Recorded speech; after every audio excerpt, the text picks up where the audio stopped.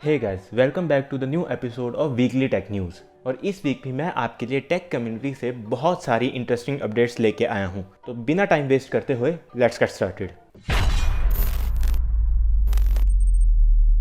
इस week majority of news जियो की तरफ से है, मतलब इस वीक जियो ने तो तबाही ही मचा के रखी है। तो स्टार्ट करते हैं अपनी फर्स्ट न्यूज़ से।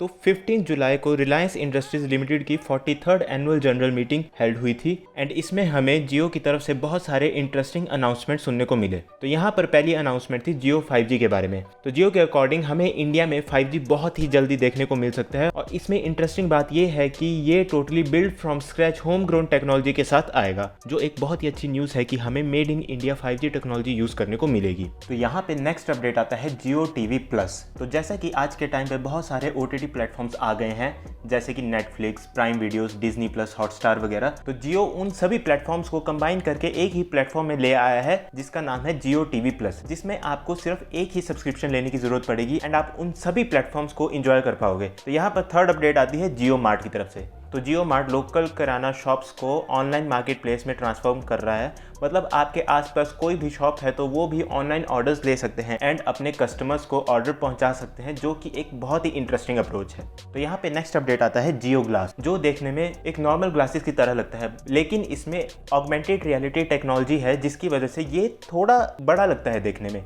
ये जियो का एक AR सोल्यूशन है जो आपके फ़ोन से एक केबल के थ्रू कनेक्ट हो जाएगा। मतलब ये ग्लासेस आपको सिर्फ चीज़ें डिस्प्ले करेगा, बट जो कंप्यूटिंग पावर है वो आपके फ़ोन की यूज़ करेगा, जिसकी वजह से इसका वेट सिर्फ 75 ग्राम्स है। इसमें एक हाई रेजोल्यूशन डिस्प्ले है एंड सेंटर में एक कैमरा AR के लिए लगाया हुआ है। इसका यूज़ आप वर्चुअल मीटिंग्स वगैरह के लिए भी कर सकते हैं। ये एक बहुत ही इंटरेस्टिंग टेक्नोलॉजी है। बाकी अभी इसके प्राइस एंड अवेलेबिलिटी के बारे में कोई पता नहीं है। तो ये हो गए जियो की तरफ से सारे अपडेट्स। तो अब चलते हैं अपनी नेक्स्ट न्यूज़ की तरफ, जो जियो से ही रिलेटेड है। जैसा कि मैंने आपको लास्ट वीक बताया था कि फॉक्सकॉन ने जियो में एक बहुत ह्यूज अमाउंट इन्वेस्ट किया है, उसी तरह और भी बहुत सारी बड़ी बड़ी कंपनीज है जो जियो में इन्वेस्ट कर रही हैं। यहाँ पर टोटल इन्वेस्टमेंट कॉस्ट 1,52,056 करोड़ हो गई है, जो एक बहुत ही बड़ा नंबर है। और ऐसा देख के अच्छा लगता है कि इतनी सारी कंपनीज इंडिया में इतना इंटरेस्ट शो कर रही है। यहाँ पर टोटल 13 कंपनीज ने जियो में इन्वेस्ट किया है, जिसमें से फेसबुक ने 5.7 बिलियन मतलब 4,375 करोड़ इन्वेस्ट किया है। क्वालकॉम ने 97 मिलियन मतलब 730 करोड़ इन्वेस्ट किया है। इंटेल ने 257 मिलियन मतलब 1,894 करोड़ का इन्वेस्टमेंट किया है। गूगल ने 4.5 बिलियन मतलब 33,737 करोड़ का इन्वेस्टमेंट किया है एंड ये जियो के लिए एक बहुत ही बड़ी अचीवमेंट है। तो आप जियो से रिलेटेड इन सभी न्यूज़ के बारे में क्या सोचते हैं, प्लीज़ मुझे कमेंट सेक्शन में अपने व्यूज़ ज़रूर बताना। तो फाइनली अब जियो की न्यूज़ खत्म होगी, और अगर इनमें से किसी भी न्यूज़ को आप और डिटेल में पढ़ना चाहते हैं तो इन सभी के लिंक्स आपको डिस्क्रिप्शन में मिल जाएंगे।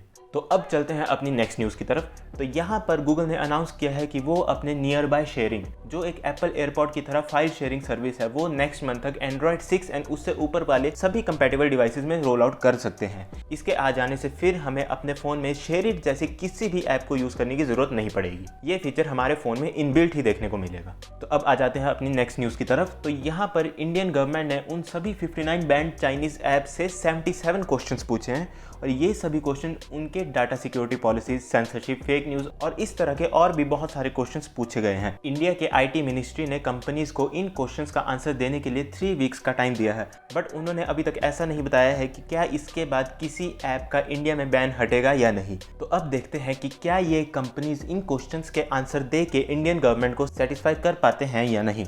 तो अब आ जाते हैं अपने आज की फाइनल न्यूज़ की तरफ। तो यहाँ पर रिपोर्ट्स ये कहती हैं कि कोविड की वजह से जो इंडिया में लॉकडाउन हुआ था, उससे स्मार्टफोन शिपमेंट Q2 में 50% तक डाउन हो गई है। वैसे कंपनीज 33.5 मिलियन डिवाइसेस शिप करती थी, बट इस बार वो 17 मिलियन तक गिर गई हैं। इससे इंडियन स्मार्टफोन मार्केट की सेल को एक बहुत बड़ा हिट हुआ है। तो अब देखते हैं कि कंपनीज इस डाउनफॉल से किस तरह रिकवर करेगी। तो बस आज के लिए इतना ही। अगर आपको ये वीडियो पसंद आए तो प्लीज़ इस वीडियो को लाइक एंड शेयर करना, और मेरे चैनल को सब्सक्राइब करना बिल्कुल भी मत भूलना, क्योंकि मैं आपके लिए ऐसी वीडियोस लाता रहूँगा। अब मैं आपसे अपनी नेक्स्ट वीडियो में मिलूंगा, तब तक के लिए गुड बाय।